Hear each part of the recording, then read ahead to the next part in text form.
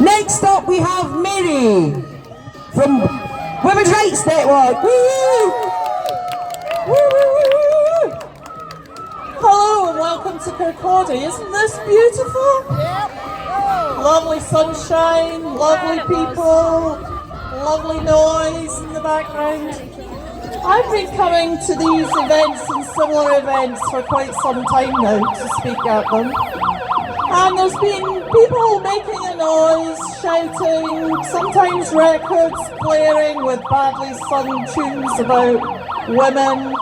And what have I learned in all that time? What have they told me? What have I actually learned? Well, fuck all is what I've learned. And I'll tell you why. Because they stand there and they go, trans rights are human rights. Okay. What? Oh, can't move. That'll be a problem. Trans rights are human rights. Well, what rights are they looking for? I don't know. Nobody ever tells you. It's usually women's rights they want, but they're not that specific. Then they tell us trans rights are women's rights. No, they're not. And that trans women are women. No, they're not. Do you know what I never hear them chant? Trans men are men. And why is that? Because they're misogynists. Because they're made up of misogynistic adult men who get a kick out of dressing up and feeling like a woman, but they're never that interested in what it's like for women who have been groomed into believing that they can change gender and become men. Never. I've never once heard them. Have you? Anyone here?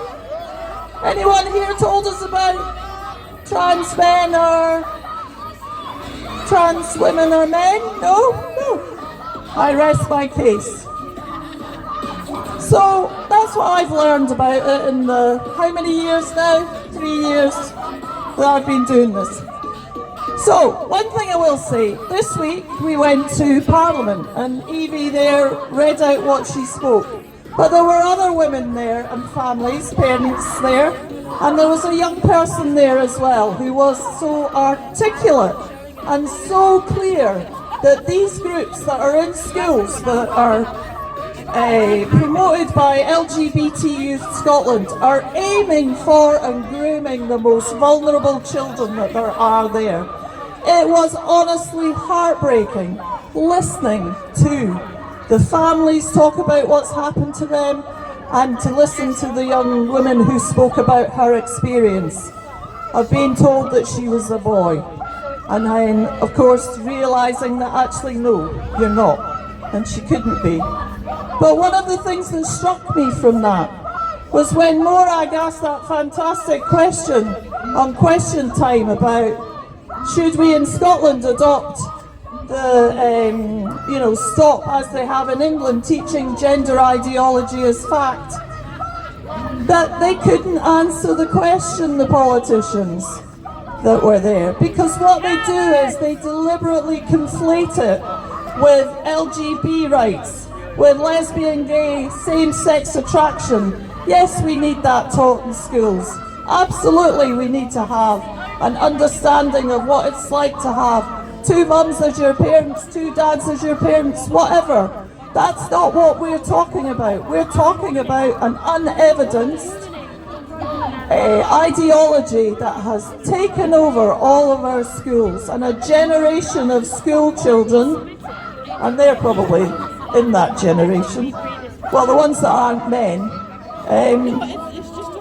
that they believe that you can change sex, that you can, and that we need to be talking about it. And it occurred to me that our message needs to be clearer.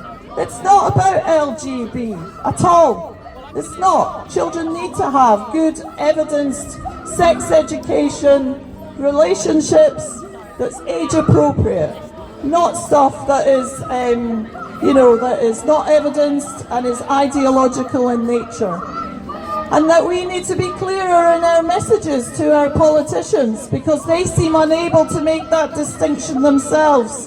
And one of those politicians actually sat in that meeting in Parliament last week, and then on question time, when asked a question that should have been a very clear no, we should not teach children that they're born in the wrong body, she couldn't do it.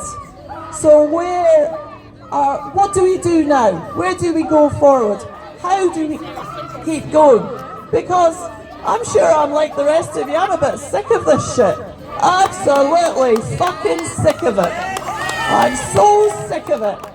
And if I was, God, I'm going to do a dry run on the strepsils from all the chemists, because they'll have sore throats, I reckon, by the end of it.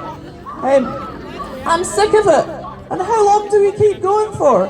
How long do we have to keep doing this? And I ask these questions genuinely. And if you've got ideas about how we can continue to move forward, saying the same things and trying to convince people and politicians that we're right, that we're based in evidence and that we speak the truth, then come and give me your ideas, because I'd love to hear them.